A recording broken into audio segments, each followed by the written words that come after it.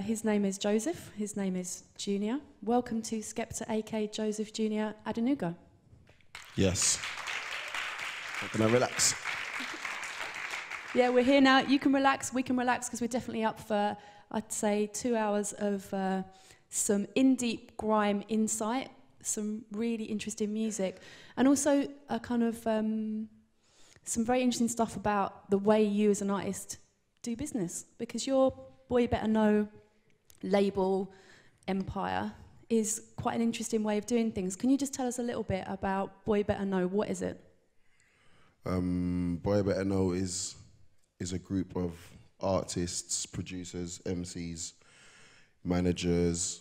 We just got like it's a group of everything that makes a group what it is, basically. It's not just one type of person in it. It's like, and we're all different in our own ways. So it's like, it's the perfect formula of a group.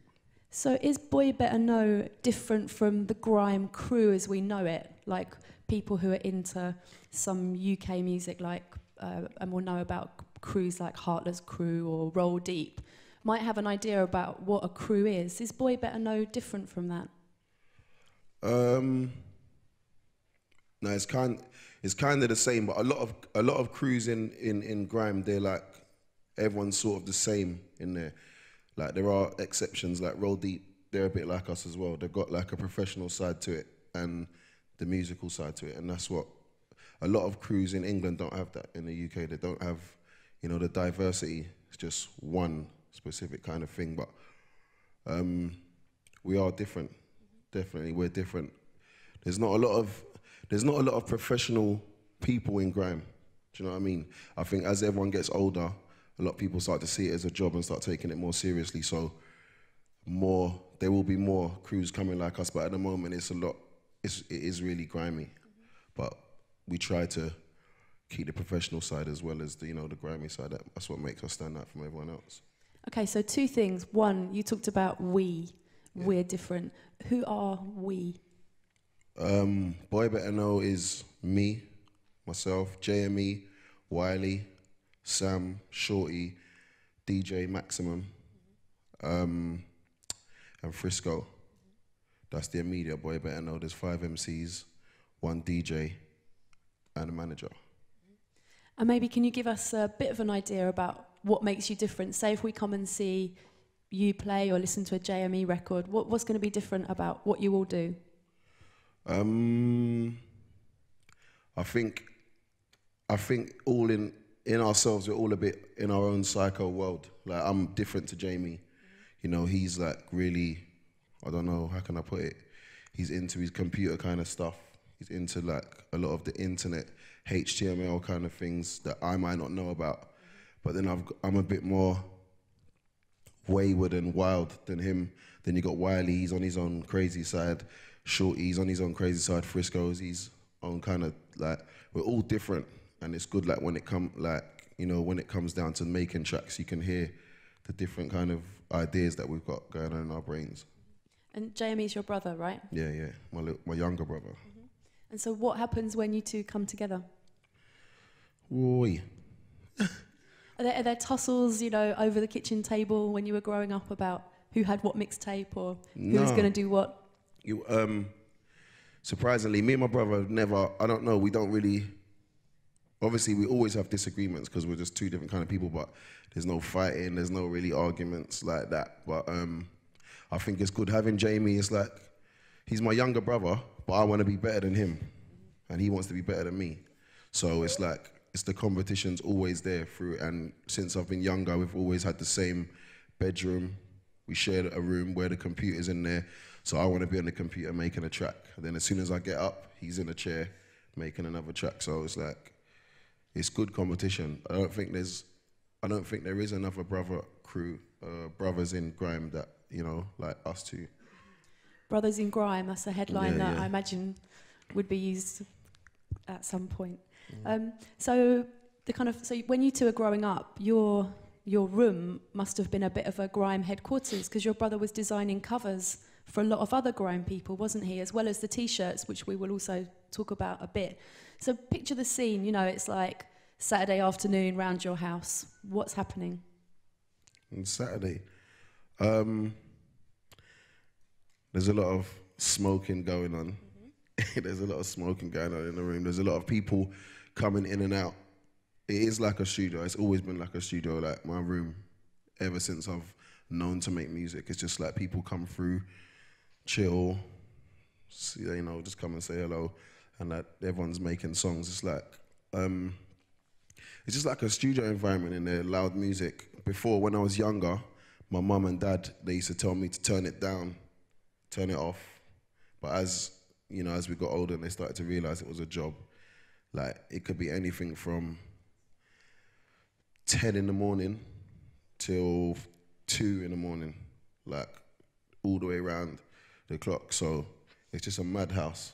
It's just a madhouse at the moment. But, you know, even though we've moved out now of the house, but the computer's still there. So every time we go back there, there's always going to be loud music there.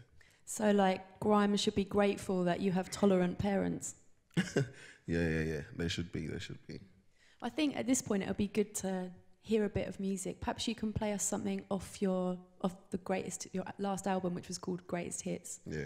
And then we can talk a little bit about it, and we can start finding out who you are as an artist. I think this is the most obvious one that everyone might have heard of, actually.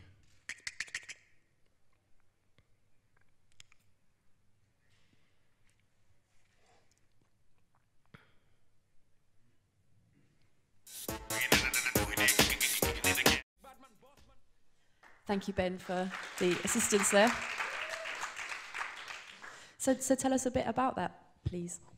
Big up Zinc for just sorting that out. It sounded like tin. But yeah, that track was, it was kind of weird how I made it, because when I first started MCing, which was like 3 years ago, I've always produced grime music for ages, but I started to MC about 3 years ago, and I used to go onto Rinse FM, which is like probably the biggest pirate for grime in the UK. I went onto Rinse FM with Roll Deep, with Wiley, and we used to make tunes on the Sunday, like go there on the Sunday and just experiment every week, you know. So like one day I went there, Wiley, he made a track that had 8 bars of it was different to 16 bars of it, and we was in the studio thinking, oh, why don't we just go and make one? So I went home and I decided to make that, which was like, it has like a 4/4 chorus, and went into a more grimy 16, and I made it, took it to radio the next Sunday, and everyone was going crazy, like crazy, this tune's sick. And then I was just thinking what to put on it, but MC Creed, he's like one of the old school connoisseurs of the sort of like, you know, the garage kind of thing. So we thought, put him on the chorus, on the 4/4 part, and get some grime guys to go on the grimy part. And at the time when I was doing it, I didn't think it was going to be as big as it is. But, you know, I made that tune sort of like, must have been, yeah, about 3 years ago. And still now, up till this day, in Ayia Napa, Malia, every holiday resort, every club in England, everywhere you go, that tune will still gets the same reaction as it did when it first come out. So it's a bit weird. Sometimes it's like some tunes, when you make a song, you might not think, oh, this is the one. But, you know, the people, this is what the people say goes. So that's probably my biggest song to date, along with like Rolex Sweep and stuff like that. And we won't be able to go much further without talking about Rolex Sweep. Yeah. But just one other thing before that, grime, kind of in its early days, had quite a different production style to the way it sounds now. And there seems to have been quite a big shift to the more housey, big electro-sounding kind of, to the music. How do you think that's happened? Now, it's like the charts, ever since people like, I think T2 and, you know, the bassline scene, they made like good vocal tracks. So the dancing elements come back to the whole scene, do you know what I mean? So the producer, Bless Beats, was the guy that made Wearing My Rolex, Wiley's one, and Rolex Sweep. So he's got a sort of electro sound going on at the moment. you know. And I think it's just one of those things. Like music's always changing some mad way. Like all the house dance, even the funky house, all the dance kind of music right now is really big. So it just so happened that Blessed Beats made the tunes at the time. But there's a lot more grime artists are doing, you know, the sort of electro sounding tunes now, because that's the in thing right now. So I don't know how it happened. It's just mad. But do you also think maybe it's part of grime expanding and maybe kind of growing up a bit in terms of it being bigger? So before, in the early days, grime was quite local, quite small. People knew about it, but maybe they only knew about Dizzy Rascal. Perhaps that was the only artist they might recognise, or maybe whose tunes they had. They might know of grime, but they didn't really know it very well. Whereas now, you've got quite a lot of grime artists having top 10 hits in the UK. They're travelling internationally. They're playing all over, like you were talking about the summer holiday resorts. So do you think perhaps the kind of change in the music is just reflecting the fact that grime is now more normal to people, more common to people? I think Europe as a whole, obviously, we've got so much different types of people, cultures, you know, backgrounds of people and different genres of music. So I think what it is, grime people are starting to realize that, you know, that you have to make all types of music. Whatever kind of track that I make, whatever genre of music, could be drum and bass, could be anything, I will always be Skepta, the grime artist. Do you know what I mean? What doesn't matter if I'm on electro or if I'm on rock, or it doesn't matter.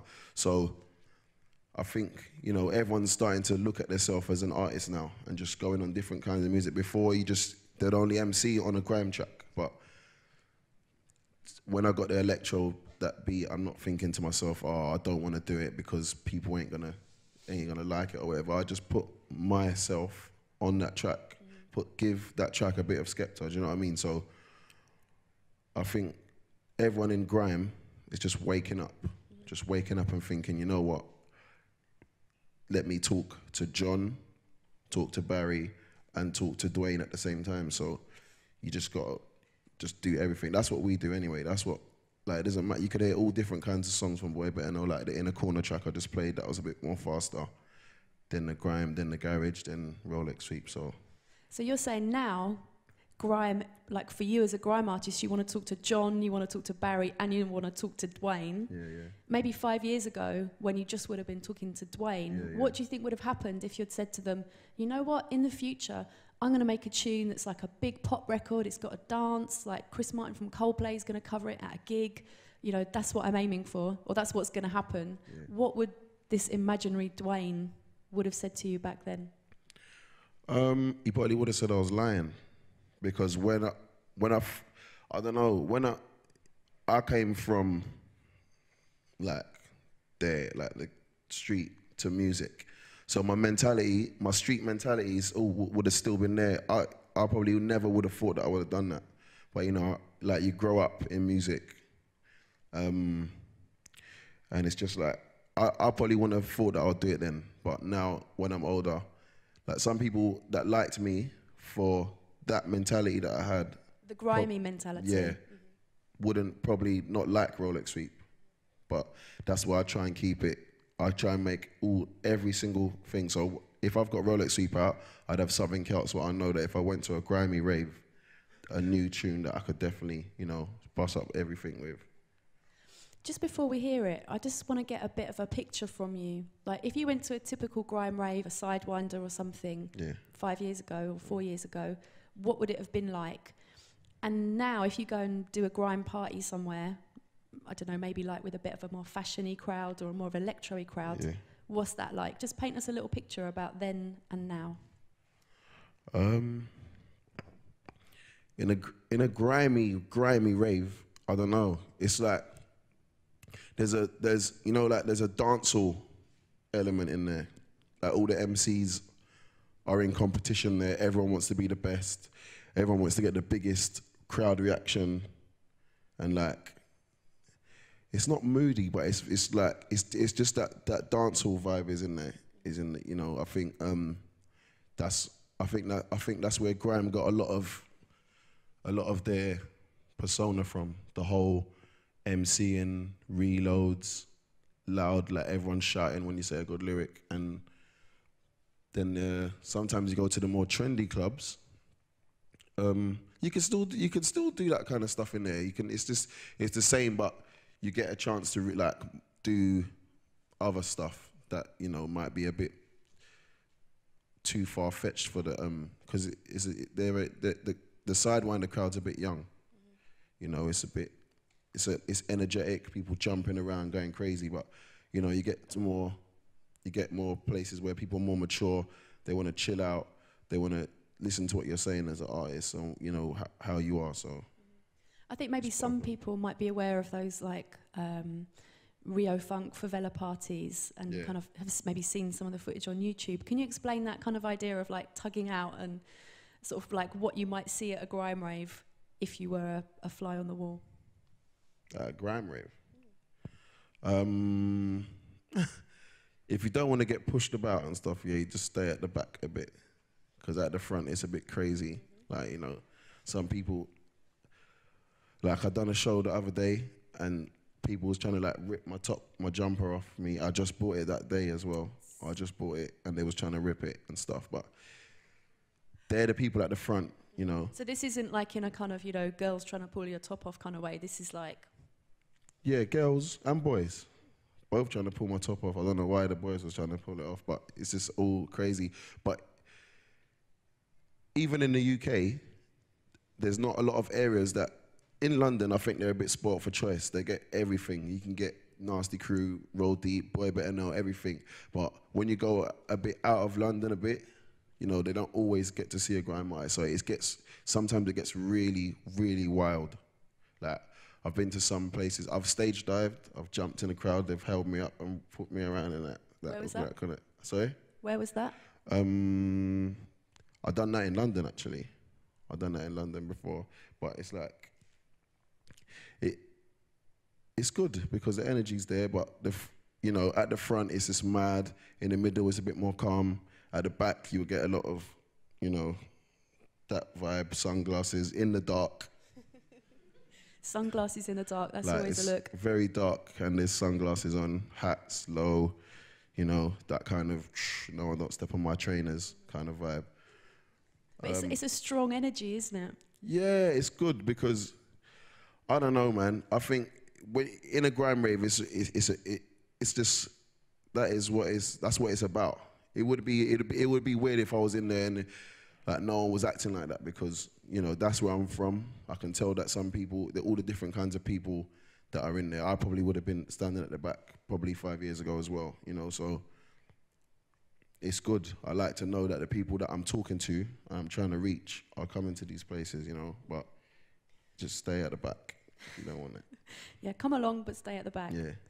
Okay, so with Rolex Sweep, you reached more people than you had with anything else. Can you tell us a bit about what made you do it, and then we'll have a listen? Well, so obviously Bless Beats, he made the original Wear My Rolex, and he made a new beat. He brought it to me and Wiley. Wiley said, "Skepta, I think that you should why don't you just do a dance like Soulja Boy and Elephant Man and stuff?" I was like, "Nah, I don't want to do that. I just want to MC." And then I wrote the lyrics to the track. I put the lyrics down.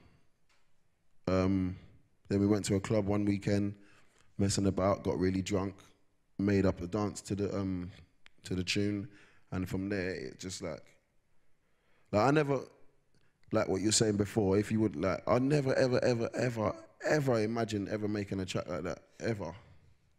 Nothing in my brain. That makes me think now in 2 years, I don't know what I'm going to be doing, because that is the most craziest idea I've ever had, and it's actually probably my biggest song of my whole career. So it was, and still is, a big surprise to me, how big the track is. Well, I think we should hear it, and then afterwards you should tell us, for the uninitiated, what a Rolex Sweep is. I don't know about that. Yeah. Hold on. count with me. By the way, that was so off of MySpace that Skepta's actually checking his messages. I'm not checking my messages. I'm not. Okay, so first of all, who can dance like you? No one.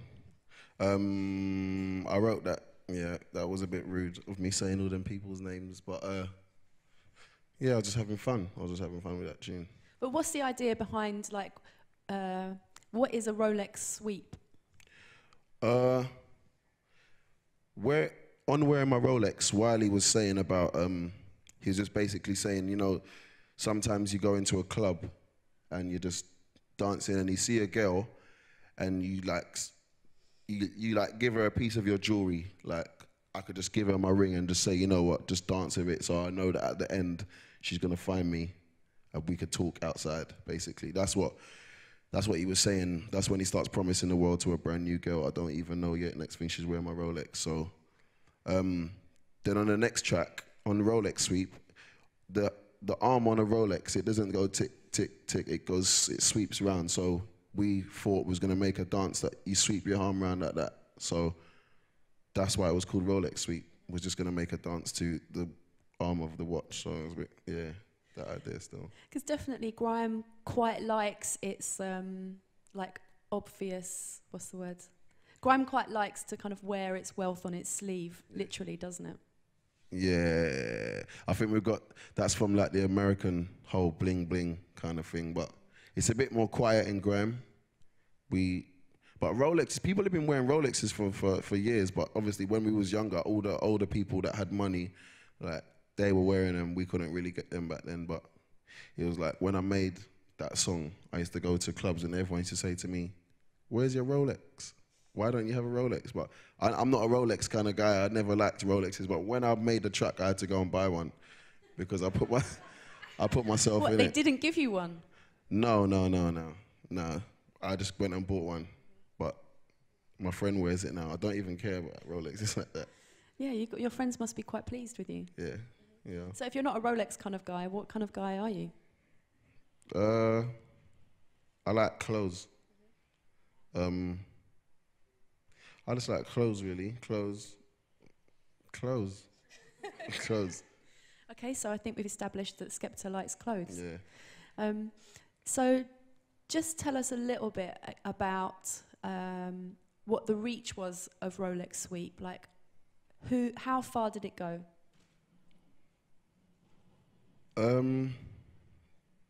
Everything.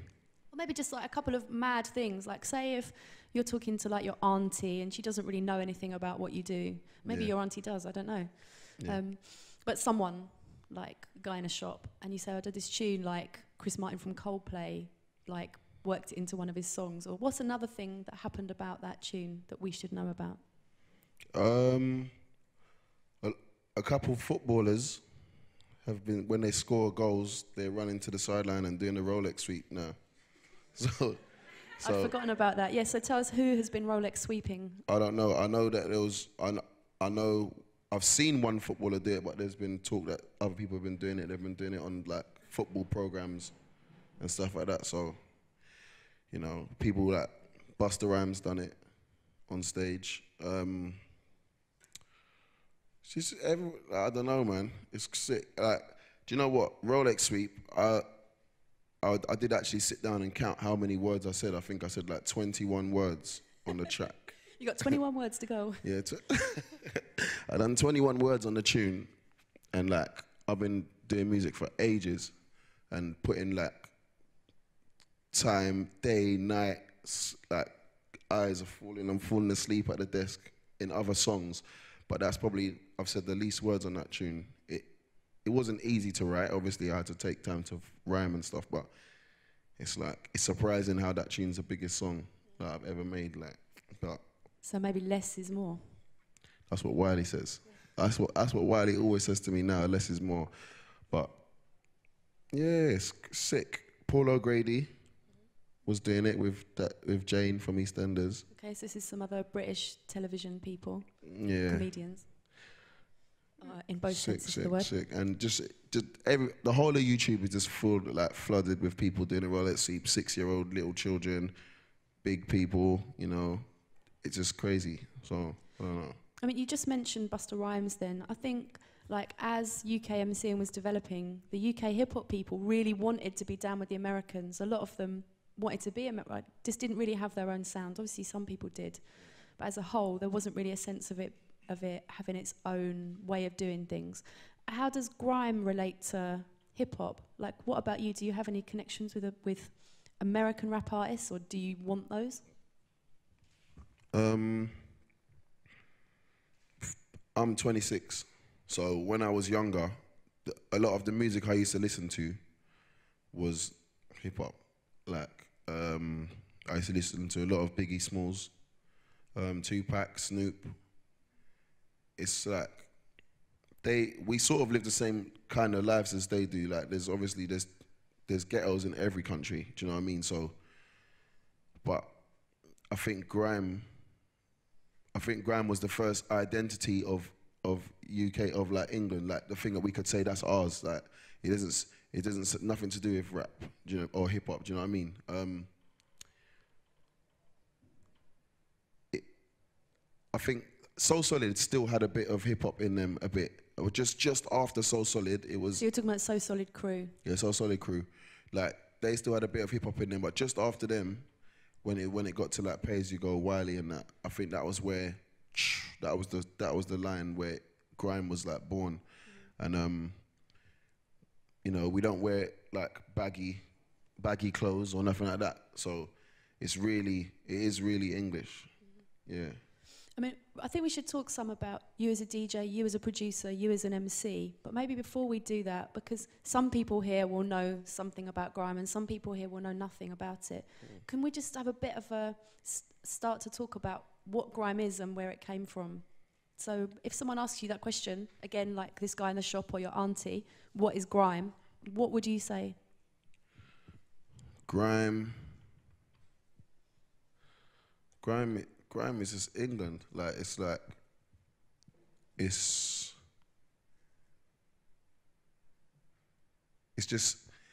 beats. It's what it is basically. In Europe, we have we have a real dance vibe to our lifestyle. Do you know what I mean?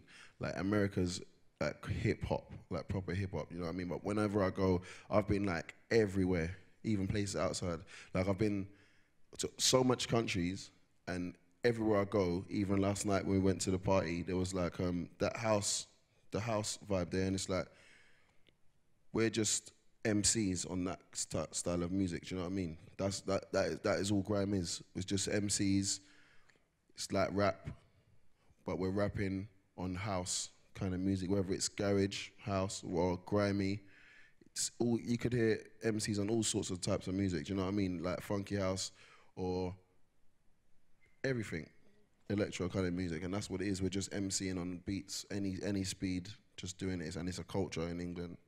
And it is a culture, isn't it? Because it's something that's so in deep that you'll be seeing kids at bus stops spitting bars and people writing lyrics all the time for a whole section of the population. It's something that you just do. This is the time for the standard count. Standardly, it's just something that you just do. Yeah, naturally. It's like, I don't think no one has to try to do it in England no more. People, like, there's millions and millions and millions of MCs, like all ages. So it's just a big culture in England of just everyone just MCing and rapping. And again, I think we should probably get more in deep on that at some point. Yeah. But I think anyone that has followed kind of UK sound system related culture will know roughly where grime fits in. You know, there was kind of acid house and rave and hardcore and jungle and two-step and grime and dubstep and funky and whatever else is going to happen after that. So I think we have a sense about like where the music's come from. But what about the MCing? Yeah. How did that develop? I think it's come from dancehall. It came from the dancehall artists in Jamaica, first of all. Then it went into sort of like into the drum and bass era. But the MCs in drum and bass were quite different, weren't they? Like, can you give us like a bit of an idea? What would your typical drum and bass MC do? Like, he would say like loads. I don't know. I can't do it. Like, it makes me laugh. Yeah, you can. Come on, you can. I don't know. I used to particularly like Shabba. like Shabba, it was an MC that he was one of the people that he did do the me chat, all that, but not all the time. That's what I wanted. Not all the time. Like he had like football lyrics, like people. He had lyrics that made you, you know, think. Hold on, I can actually write a lyric here. Do you know what I mean? In England. So it's like it did.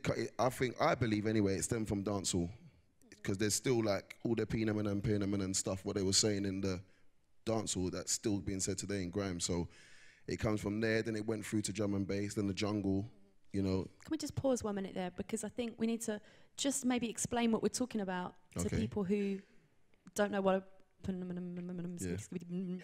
means. Like, can you just break it down a little bit?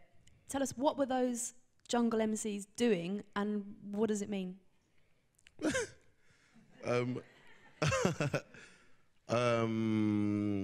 What, break it down? Yeah. What that phenomenon and stuff is like. It was just like words, you know, but it's like a slick way of saying it. They're actually saying phenomenon.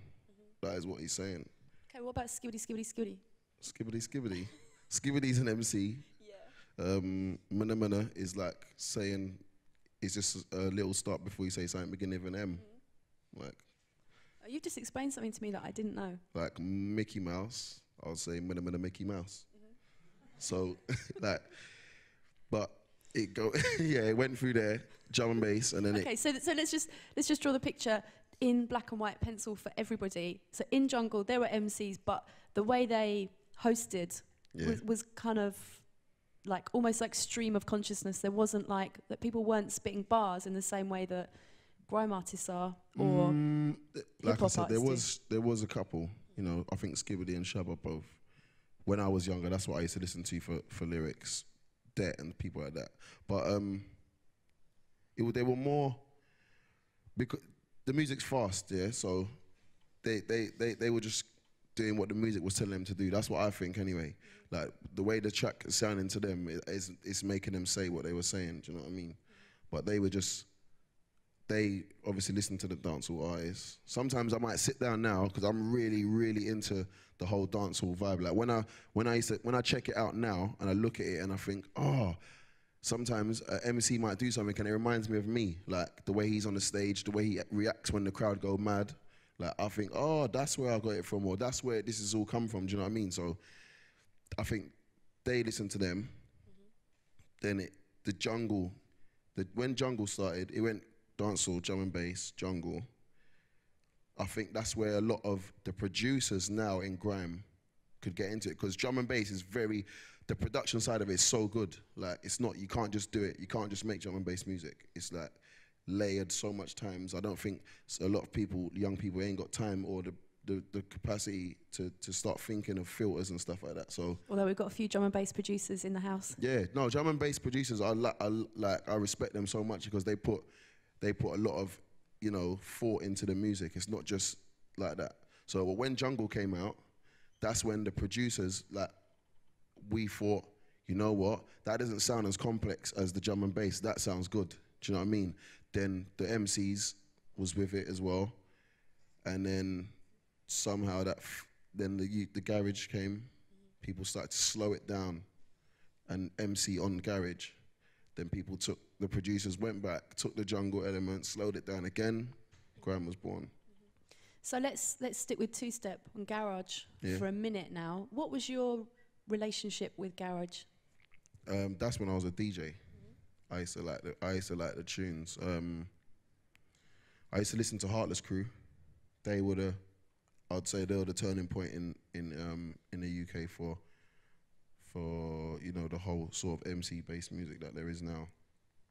When Heartless Crew came out as Bush Kid and Mighty Mo, they were like best MCs, you know, at the time. They were just like vibes, you know. So do you see that as the point where kind of, obviously like production all the way through this kind of like sound system culture, related music production was improving, people were learning how to do new things, the technology was becoming more accessible, and it got to a point where people could produce, I mean, people have always been able to produce incredible things on very limited technology, but you can see how that worked. Can you see a point in like the progression of emceeing where suddenly the bar was suddenly set up extra high in a way that's helped all this other stuff to happen? I think it was Shabba. I think it was Shabba from the jungle days when we could listen to it. I definitely think, yeah, he's probably that era there is probably the point where everyone thought I can write a lyric as well. That when all that stuff was going on, everyone had a lyric. About? Sorry? When are you talking about? Like in the jungle days. Everybody, like every man, dog, wife had a lyric. Everybody had a lyric, you know. And most of them was just copies of theirs. You know, like everyone used to say, listen to my new lyric. And they would tell me the lyric and it was just what Shabba said on radio last week. So like, it was like just a whole tidal wave of just everyone MC'd at the time and thought, you know what, let me put a bit of thought into the lyric because it wasn't just me anymore. Like, you could say stuff and like, people like Shabba that with the football lyrics, I used to talk about Arsenal and all these football teams, you know, everyone's into football as well, so it's like, went crazy, but then, I don't know, because it all changed to like garage, that's where the Heartless crew kind of took over, do you know what I mean? So you were a DJ during that period. How did you start DJing? My dad was a DJ. My dad used to play like a lot of like reggae in his time, so I had loads of little bits of equipment in my house of stuff. I had like a deck. It had like pitch on it, but it was like grey. It was so old, and I had like a tape player, a karaoke machine that had pitch on it as well. So I used to play the tape, play the deck, and like mix it together. My friends would come in like the house and like think, yeah, this is good. Wicked. One deck and a karaoke machine. Yeah, one deck and a karaoke machine. Like, it was just a pants. It was a rubbishest setup ever, but yeah, but that's how you get really good at DJing. No, then I used to be so into it. Like, then I went to then I just start buying records. Buying records at the time, records was like a craze, you know. I got myself some decks from Cash Converters, and it was just all from there. I used to go to every record shop I could and listen to like Heartless Crew, and any tune that they would play, I'd like go into the shop. Have you got that song that goes na na na na na na? They'd be like, what are you talking about? Don't you know the name? And I'll say no. I'll just take my tape in, show it to them, see if they got it. And most of the time they wouldn't have it because it was just like they would just got stuff first. But that's what, you know, just wanting to be like all the other DJs was my drive. So I used to keep going. And then that's what I used to love DJing, just loved it. So what were the records that you were really chasing at that point? What were the biggest records for you? Like there was bait ones. There was ones that everyone could get, like Sweet Like Chocolate. Like you could just buy that anyway. You just had it, stuff like that. Okay, so let's do a little translation moment. There was bait ones. Bait. Yeah. What's bait? Oh, bait. Maybe like for the Russians or the. What's bait? Chilean. Bait means like obvious. Yeah, like, you know, everyone knows it. If it's bait, like. Yeah, bait means obvious. That's what it means. You know, there was a couple of obvious tracks that, you know, that you could just get, like Sweet Like Chocolate and stuff. They was just there. But that was still garage, you know. But it started to get like, I don't know, man. There was points where it was just getting just so grimy, you know. Like, I think Dilemma, the track by So Solid. Do you have that with you by any chance? No. I don't. That's a very, very old track. But that track was one of the turning points. So you're talking about that kind of like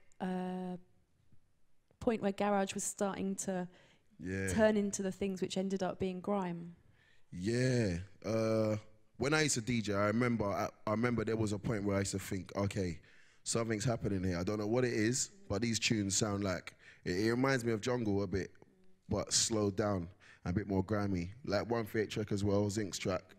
That was a turning point as well. That was like at them stages there. That's when I thought, nah, yeah, something's happening here. You got what I mean? those are the tracks that when I used to go to the shop, I couldn't get them. You know, they was just like, once they were in the shop, they were gone. Do you know what I mean? So like,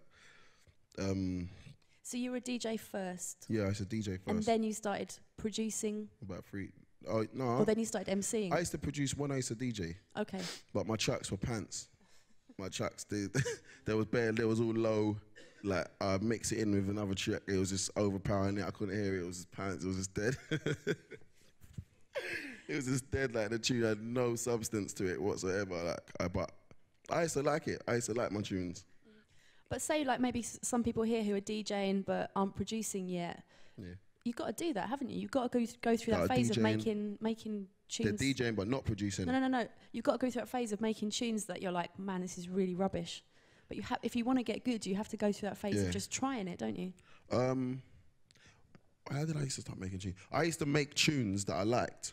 So if like, I used to try and make, you know, just think, I love that tune so much, I'm gonna try and see what he was thinking or how he went around making stuff, you know what I mean? So I used to just make loads of tunes that I liked. And like, you know, what? Can you give us an example? I made Dilemma, like a lot of times, so much times, all the time. Like I used to love the sounds and stuff. But and were you also using PlayStation Music 2000? Was it?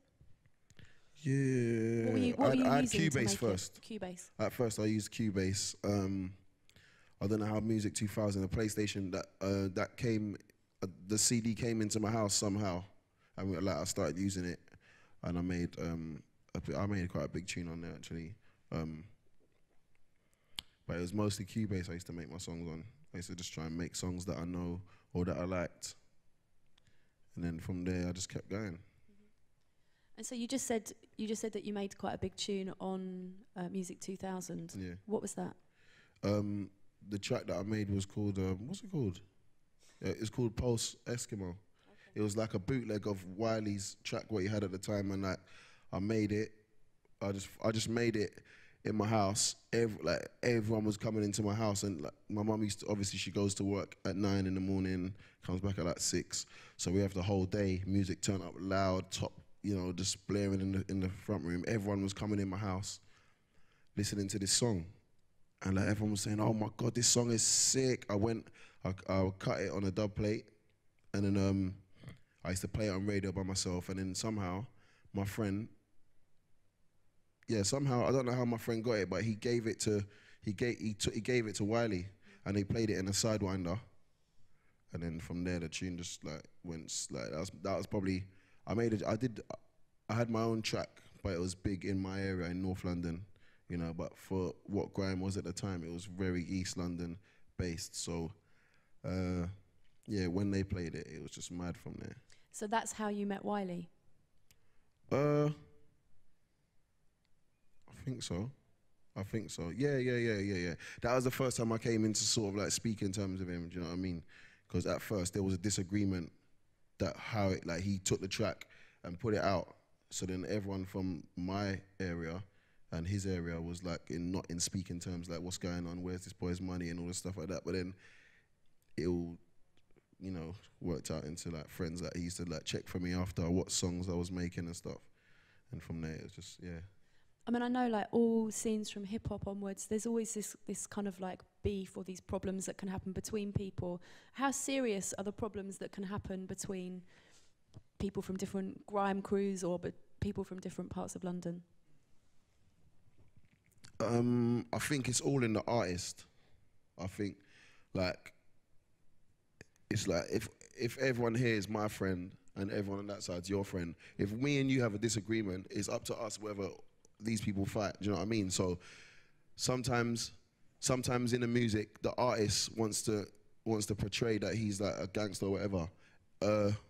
I've had a lot of MC battles in grime, a lot of them, like countless ones, but I don't ever go to, you know, to a battle thinking that I'm some gangster to this guy, do you know what I mean? So if I say to my friends, you know what, it's just music, there's nothing more to it, we're just having a battle, my friends don't know it, but some people, I don't know, they've got points to prove, you know, like they've got complexes I don't know whether everyone thinks they're an idiot or whatever, but they get themselves into that kind of stuff. I mean, clashing is a really important part of grime culture, isn't it? Yeah. Can you explain what happens in a clash and the kind of like, how low can you go with the, like, your disses to people? Yeah. Clashing, that is from dancehall, you know, like if you watch some, like, the Stings, people like Ninja Man, and I've seen some good ones, Shabba Ranks, they have they're one of the best clashes ever, you know what I mean? So it comes from that kind of vibe. I'm an MC, I'm gonna say that I'm better than you, you're gonna say you're better than me, then we might cuss each other's clothes, then we diss each other's trainers, diss each other's tracks, then it goes, and then someone might, normally it stops at mum. It stops at mum. When someone says mum, your mum looks like Shrek or someone, that's it. The clash stops, the microphone gets put down, everything goes mad. Yeah, it goes crazy from there. So what else is off limits? I think it's mum, really. Like, dads can pass, like you can phone your dad and tell him, like, you know, someone's just said something about you on radio, he might come down. Has your dad ever come down? No. Has anyone's dad ever come down? Some dads have been involved in the beefs before. Like, there's been known dads to be involved in the beef, but nah, you know, like, the mum part is where it gets, you know. I've heard sisters before and they've like slid through, but mums never get slid through, ever. Mum, when it's mum, that is it. It goes all crazy. I don't know why, but I think even mum's been from school. Mum has always been a argument finisher from like years ago. It's pretty much the standard way to just say, well, let's just fight. Talking of which, your brother's Punch in the Face tune is quite big at the moment, isn't it? What's he saying on that record? He's you know, like people everywhere. There's a lot of like there's like a gun violence and knife violence and stuff, and he's basically saying that it's a bit cowardly. You know, everybody wants to stab someone or shoot someone. You know, but nobody doesn't want to punch. Do you know what I mean? Nobody doesn't want to stand there right now and have a fight. And I think that's something that's missing now, that is making, it's just gone crazy right now. Do you know what I mean? Obviously, nobody should fight. Nobody should do nothing to each other. You know what I mean? Everyone should live in harmony in a perfect world. But everyone argues, and there's nothing wrong with having a fight. You stop, you shake hands after, it's over. You know, if the anger got to that extent where you felt you needed to lash out at someone, have a fight. But now everyone wants, it's gone crazy, like with the gun crime and the knife crime, and he's just saying basically nobody wants a punch in the face.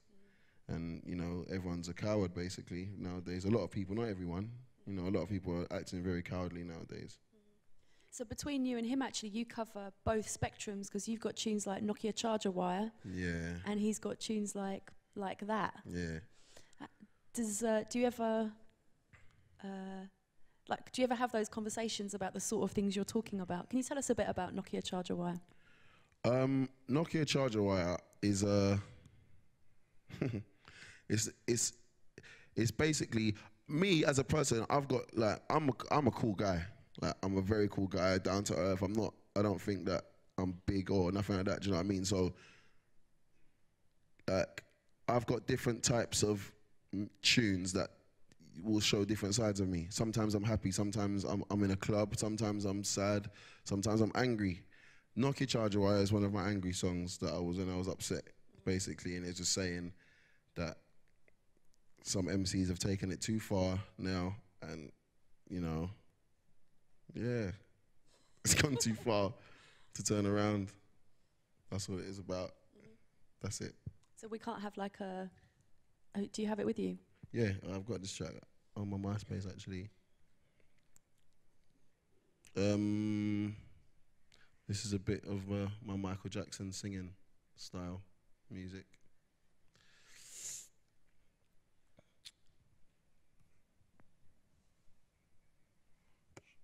Boy, better know. Oh, no. Thank you very much. I wanted to ask you about lyrics, because like we were talking about before, there's a culture of writing lyrics for a whole, like hundreds of thousands of kids in the UK, where they're writing really fucking clever stuff. Can you talk to us a bit about how you build your lyrics? How do I build my lyrics? Well, I try to write so everyone can understand me. That's what I try and do. Like, sometimes there are some MCs in the world that can get a pen and a paper right now and write a lyric. I can't do that. I don't do that, like lyrics like that. I try to like just go about my business, you know. And if I notice something or something that goes like, you know, like in my mind, or it might be something that was from a long time ago that I just remembered or something, like, and just try and write a lyric, but in a way that everyone can understand me. Do you know what I mean? Like, so. So where did this idea for this imagery of like the Nokia charger wire come from? Yeah.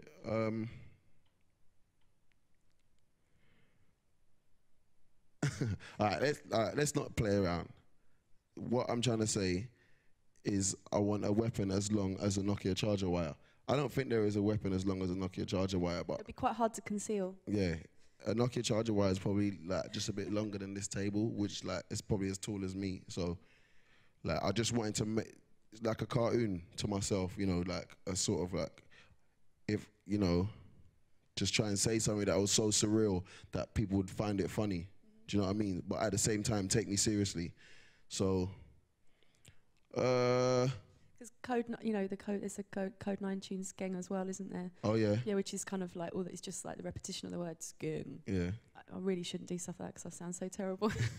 Yeah, I don't think. Yeah, that's what it means. That's what it means. But we should do a bit of a slang, a kind of a slang translation throughout. There's a slang dictionary on the internet. Yeah, there are a few different ones because yeah, maybe, you know, like words that come up currently and words that come up regularly in grime tunes. Often people haven't got a clue what they mean. So maybe can you tell us what is a waste man? A waste man is that's what it is. A waste man. Like. But still, maybe one level more of explanation. A waste man is just like someone who's just waste, like, it's just an idiot. Do you know what I mean? Like, they're just a waste of space, a waste of breath. They're just a waste man. Do you know what I mean? Now, I feel sorry for the girls because the feminine equivalent of a waste man is a... The feminine equivalent of a waste man is what? Is a waste girl? Yeah, but there's one worse, isn't there? No, I don't know. Well, anyway, let's not go there because know. there is. What about, okay, floss? Floss. To floss is to like, how can you say it? To stunt, to show off something. Like you could floss jewelry, or you could floss clothes, or you could even floss your girl. Like, you know, like if you know, you could floss something that you own. That's what it means, to show off something that you own, basically. That's what flossing is. So flossing. Yeah. Okay, what about greasy? Greasy means like grimy. That's the best way to explain it. Like if greasy, to be greasy is to be like grimy, to be like ghetto-ish. And I suppose hard-bodied would fall under the same area. You're making me laugh. Yeah, that's what that means as well. That's what that means. Same thing. And what do you find yourself saying a lot?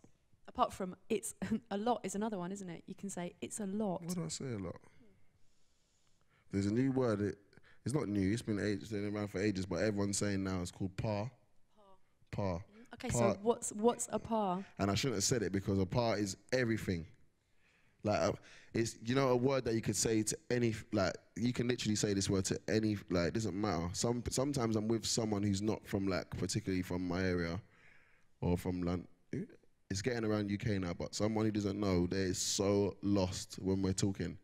A nice girl could be, oh my gosh, she's a par. Do you know what I mean? But then if I go to give you the microphone like this and you've got to take it, and I do that. That's a par. Well, I thought that was a par. I didn't realise like it could be used in other ways. Yeah, that's a par. If I'm walking, if I'm walking with my friend, I'm parring with him. Okay, so it can mean like jamming as well. Yeah, like I'll par with him. I'll par with it's just a maddest word. I don't know what happened to it. Yeah, par. Par's got some magic powers. You know, a nice girl could be a par, and an ugly girl could be a par. Wow. Oh my God, she's a par. Why are you walking with her? Or, oh my gosh, she's a par. So it's like, that word is sick.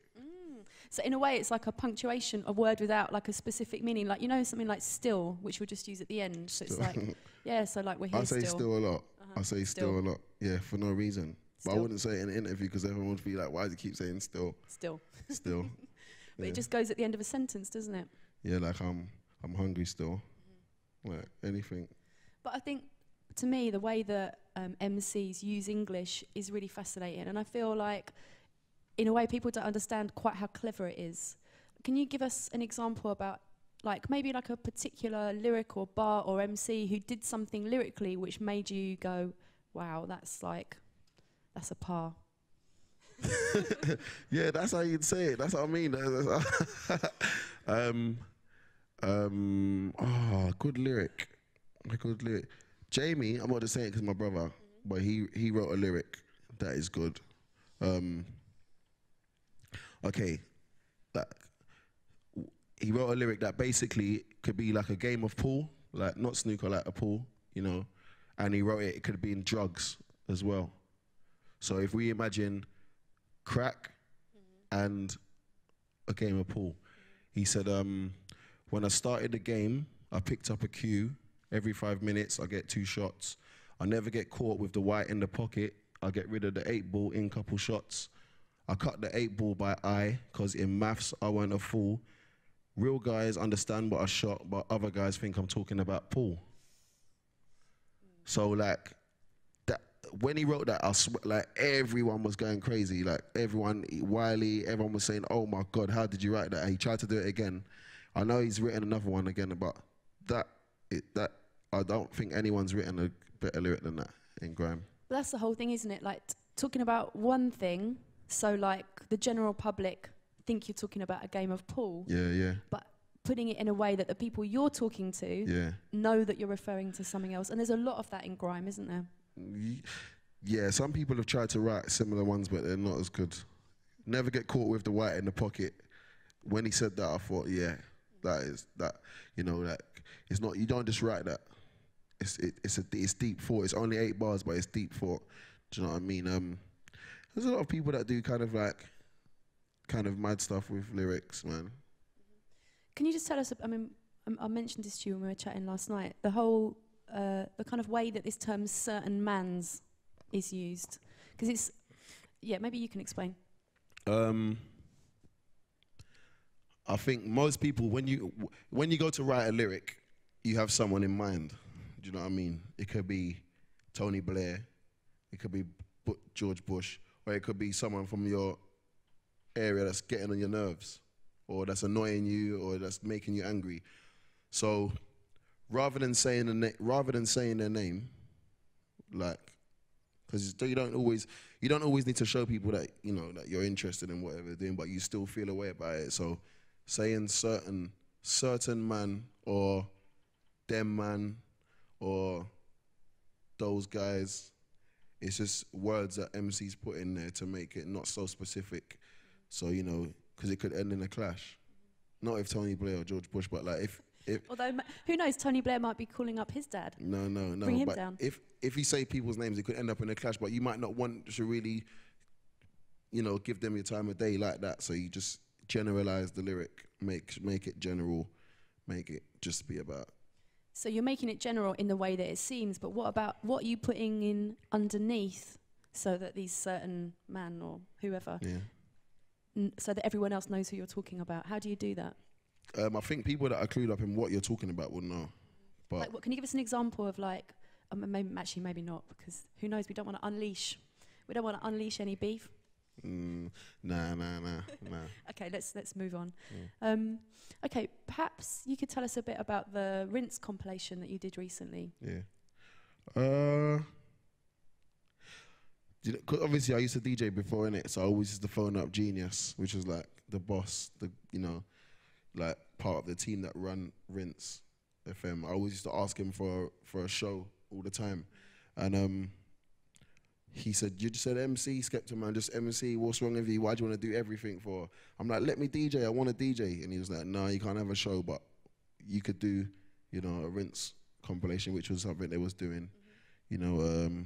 Scream done one, Genius has done one, Super D done a Funky House one, and they let me do it, man. I was happy to do it as well. It was quite good. I just kind of played like tracks that I liked across the board, funky ones, grime ones, dubstep. I think people who've maybe checked some of the other video archives with people that are kind of related to your world, like maybe some of the dubstep people that have been through, because I don't think we've had a grime person on the couch before. Okay. We'll know about Rinse FM and we'll know how important it was in kind of UK garage and dubstep, but from your point of view, with Rinse as a grime station, how important has Rinse been to grime? I think it's been very important. I think nowadays I don't think people take radio as seriously as before. A lot of people's drives have gone. Back in the day, nobody had not £2,000 or £3,000. So to go on radio, or any bookings at all, so to go on radio and promote your song, what you made, was a big thing. But obviously people are getting paid now. Everyone's sort of dropped back a bit. You know what I mean? It's not as much pirate radio as before. But for grime radio, pirate radio in general is like, it's very important. And I think that's something that's been lost somehow. Like I said, obviously the drives have gone, but I don't know what it is. Some weeks I feel like, yes, I need to go on radio, and when I do go on radio, it's Rinse. So Rinse is helped every genre of music. One thing I did want to ask you about was freestyling. Yeah. Because there's quite a big thing about freestyling within grime, and Jamie Woon, who's in here, was telling me earlier about some stuff he'd come across on YouTube before. Yeah. With like people trying to freestyle doing different things. Yeah. So like Tinchy Strider trying to freestyle while he's driving his car around. Yeah. And Jamie freestyling when he's playing Gears of War. On Xbox. Yes. Is this something that you might do? First things first, a freestyle, what everyone would know as a freestyle is like, if you told me to MC about this, like, then I'd MC about this right now. That's freestyling, like, from a hip hop point of view, freestyling.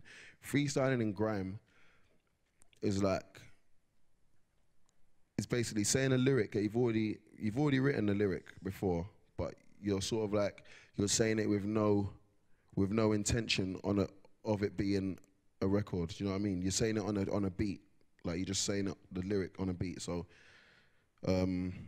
I find myself freestyling, like in loads of different, like anywhere. Like yesterday when I was in that rave, the club last night in the house, playing house, I was MCing on it. I was freestyling, just doing my thing in the corner, getting drunk, just doing it. So, it's like personal practice, something you might just do in your spare time. So where else might you see people doing it apart from playing computer games and driving around? Freestyling anywhere. That's probably what it means. You could just freely style anywhere you want. I've seen people just do it at bus stops, kids on their phones, MCing to each other, playground. Like sometimes we do it like if there's 6 of us and we go clubbing, if they're playing like a house track, we might just all be doing it in a circle. It's just, practice. What about the kind of direction that you feel you're moving in musically? What's kind of coming up for you? In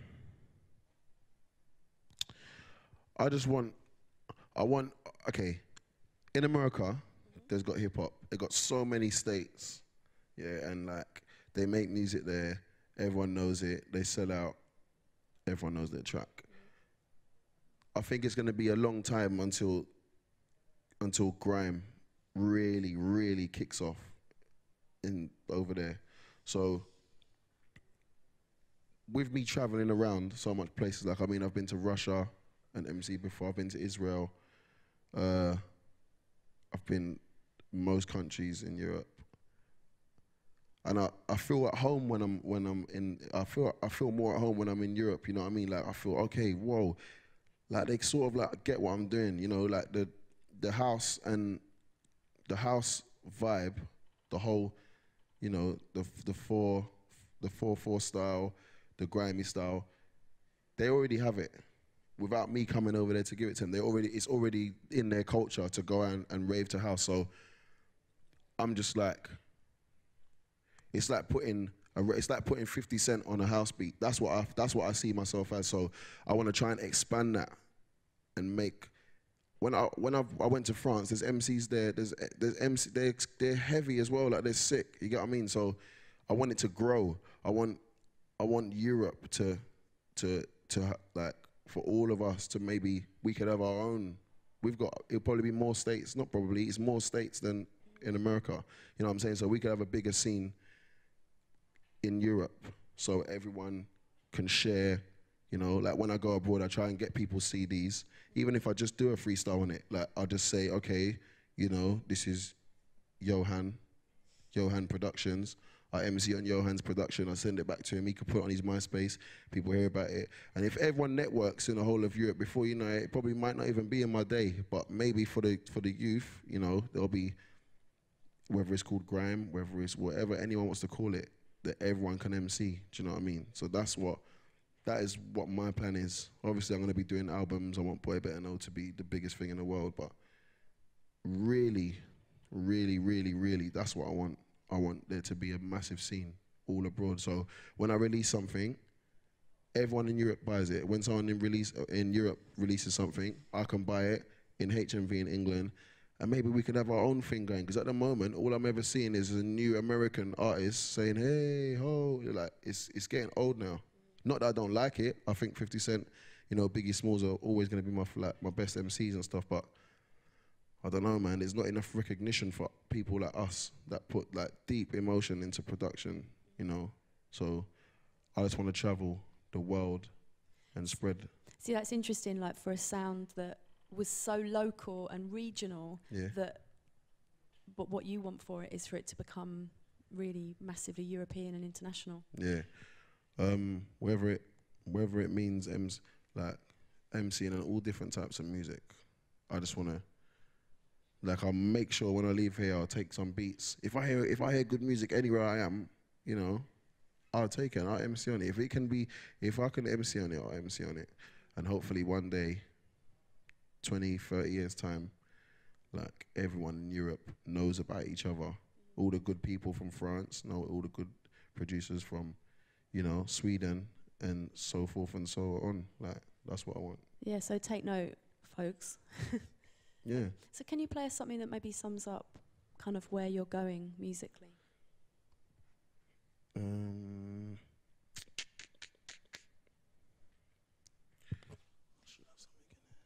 while you're looking for something that sums up where you're going musically, perhaps can you tell us a little bit about the Boy Better Know t-shirts, because they've ended up being quite a phenomenon, haven't they? Yeah. Phenomenon. Yeah. No, Boy Better Know t-shirts was something that was like Jamie made that like just to wear to go on the stage, you know, so people don't know like what was happening. And then like made one for like me, made one for someone else, made one for someone else. And before you know it, like when we used to go places, everyone used to ask us like, "Can I have one?" And then from there it just got a bit crazy, and everyone, you know, there's been a lot. Every show that I go to, there's people with Boy Better Know t-shirts there. Every single show. So what are you up to now? Last I heard it was 30,000? Why? I don't know. Like, there's bootlegs. You know, you can go to the market and buy fake ones, but there's a lot. And you've got some new t-shirts coming out as well, haven't you? New ones, yeah. They're in the making right now. They're in the making, but just I want to turn it into a designer. But Jamie wants to keep it a bit sporty at the moment. Hold on. Now I'm going to find something now.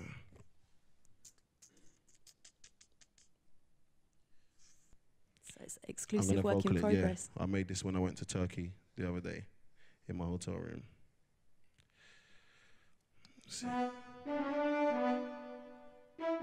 See, now that, when I listen to that tune, that makes me want to MC.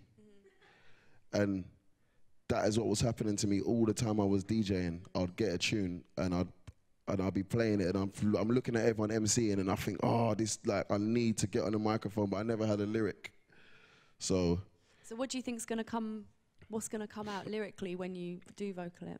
This track, it's gonna be something like crazy. I'm gonna think of what I can say that's gonna make everybody, because I think that's a good way to approach songs. You know, I'm gonna say what that song is telling me to say. So sometimes if you write a lyric, like what I was saying earlier, like you just write a lyric with nothing, is pointless, because you're not gonna be able to, you ain't feeding off nothing, do you know what I mean? But when I listen to that tune, I don't know what I'm gonna say, but I know that it's gonna be something crazy, because I don't know, but yeah, that's a new one I made earlier, so yeah, just trying to incorporate, you know, the whole strings effect and stuff. Like maybe somebody who's into playing the key, like playing, might appreciate my chords and stuff. Well, I think we should, I've got a couple more things I want to ask you, but like you should start thinking about some stuff you might want to ask, because we're going to be putting it out to you lot in just a minute. So, sorry, I feel like I'm on like Jerry Springer. It's all right, no one's going to come and attack you. There's like going to be none of that going on. Yeah. That's sick. This not, yeah, well, you know, they want to know. They've got things they want to ask you, and the kind of stuff I'm asking. Was you DJ yesterday? Yeah. Very good. Good set. Good set. So I just noticed that. Yeah, no, that's good. Good to give props where due. Yeah, so anything else that you're doing musically over the next few months that we should know about? Like, where are you going? What else is happening? Any other hookups that you've got going on? I check my MySpace at the moment. I think. Hold on. Who needs a diary when you've got a tour list on your MySpace? Yeah, all that is just all England. But I'm going to be doing... Greatest Hits was out last year this time, September the 17th. So the Rolex track's just come out.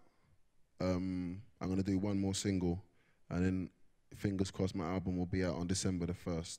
So that's my main objective at the moment, just to get the album finished, Microphone Champion, and that's about it. I want to try and do a big tour for Grime, like over next year somehow. I'm gonna take some time out from shows over the new year, and so that when I come back, it's more of an impact rather than I'm just doing shows everywhere. Then I'm trying to do a tour. Do you know what I mean? So Rolex Sweep, next single, which has been vocal already. I'm just trying to think of a name for it, and then my album Microphone Champion on December the 1st for me immediately. And any kind of like wish list stuff. Say you want to be doing, you know, in a couple of years' time, like where would you really like to be? You know, who would you like to be working with? In 3 years' time, I just want to be just like juggernaut, colossal, massive. Do you know what I mean? Just working with all different types of people, because, you know, you can only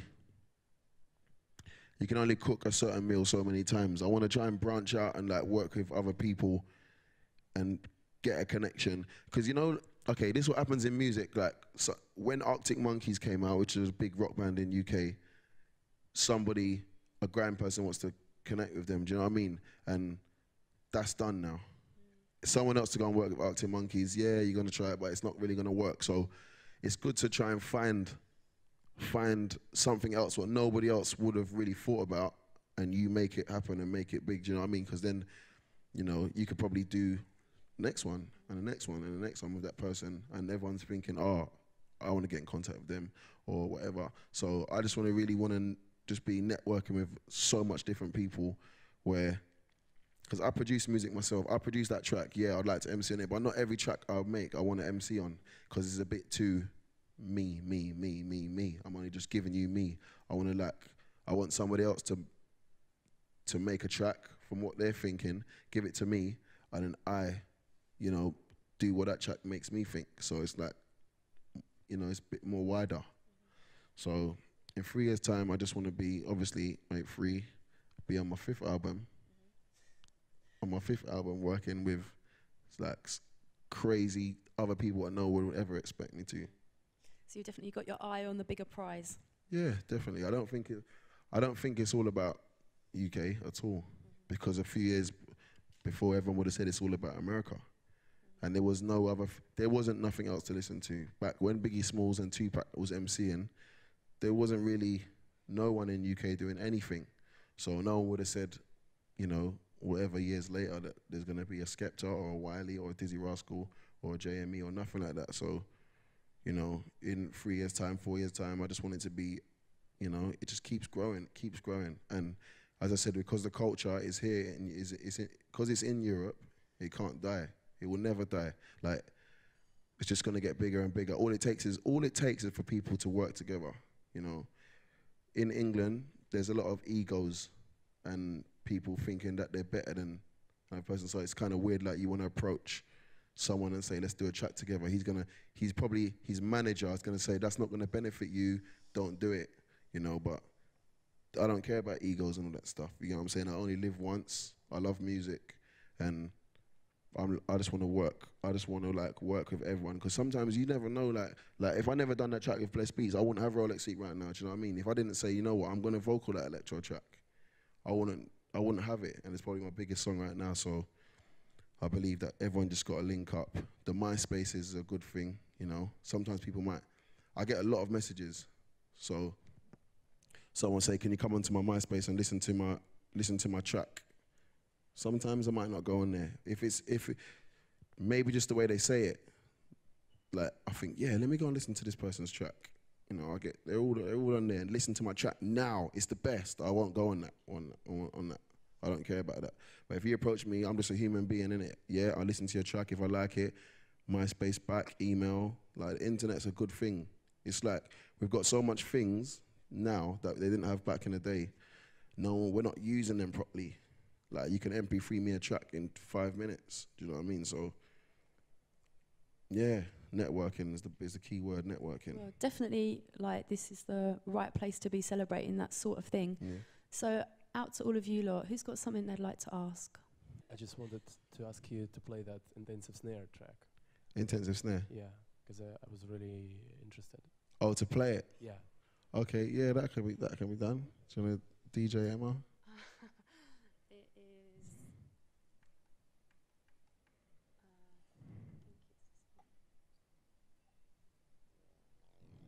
That's another collaboration that I didn't know I was gonna do, and, you know, and a lot of people love that track. Like, they love it, you know. So it's just all about, you know, sometimes thinking out the box and doing stuff that you don't normally do, really. So you actually just answered the question that I'm going to ask you about. Yeah. So I heard in this Intensive Snare track, it was like the whole beat and the arrangement of the song was quite actually minimalistic. Like, there was like the kick and the snare moving, and you were actually doing the whole rhythmical structure, no?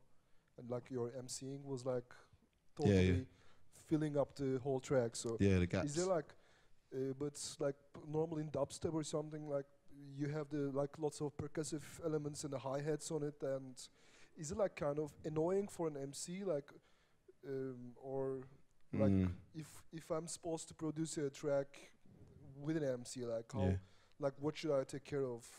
Like, if it's too rhythmically full, if it's kind of a turning off for you as an MC, like. Not really. Like, I can try and work my way around anything that the producer does. Do you know what I mean? If you make a track, like, I think the production should be free. When you're a producer, don't worry about what the singer's gonna do or anything. Do you know what I mean? I'm the kind of guy. What's your name? Hussein. Sorry? Hussein. Hussein. Yeah. I'll tell you. Okay, Hussein. You know, I like this part here. I'm gonna maybe sing a bit on that track, you know, I mean on that part, and then I want you to take out something, do you know what I mean? So it's better, like, you make the track as big, loud, as much percussion, strings, LFOs, as much as you want, yeah? And then when I hear the track and say, you know what, yeah, I like that, or I'd like to MC on that bit without the synths in it, I could tell you to do it, do you know what I mean? So there ain't really nothing that an MC can't MC on. Okay. Not really. Good. Thanks. It's an interesting point though, isn't it? Like how the voice provides part of the percussion and part of the structure. I always say that, you know, the best MC is the MC that can make themselves an instrument on another instrument on the track. Do you know what I mean? Whether it's the tone, just the tone of how you say something on the track can you know, make or break the tune. Like, which is the key. Come back to it again. Always try and just do what the track is telling you to do. So it's just about like absorbing the feeling of the track and expressing it in your voice. Who else? Did any producer any time like fascinated you, and it was a producer that you didn't know, and you wanted to cooperate with him, like you know, put some vocals on his track? Do you have even time to listen? Because you like said that there are many people annoying you, you know, disturbing you, like listen to my track. But if someone would be nice and give you the track, would you have even time to, you know, or do you do blends, stuff like that? So the question is about cooperation. Yeah. With some new producers. Yeah. How can I say it? Like I said, you know what it is? I just love music. You know, any kind of music. If it's got that I call it the crying element. It's to make me cry. Like sometimes I hear a tune and this makes me like I just like it's like. Did you have the moment with a new producer that you were, you know, like fascinated with the track and yeah? You wanted let me think. When was the last time that happened to me?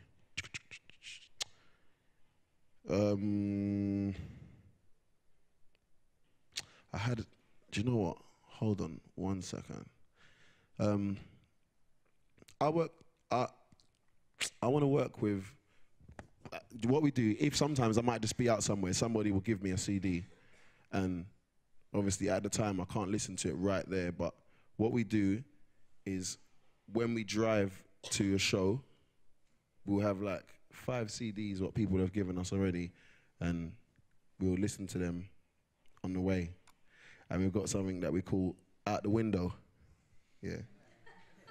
Let's guess what that is. Yeah, we call it Out the Window, and basically that means if it's not good, it goes out the window. But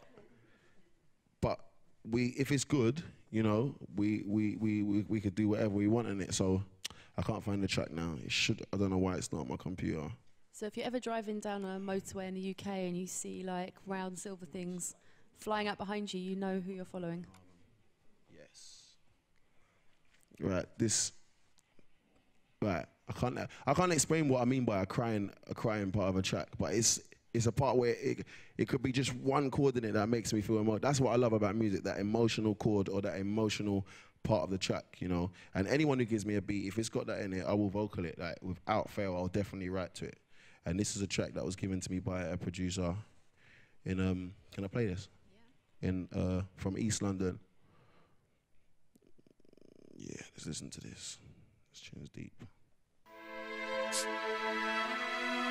That is an emotional tune. So definitely, I think this is probably the point at which we say thank you very much to Skepta. Oh. And thanks. make sure you hit him up with your music.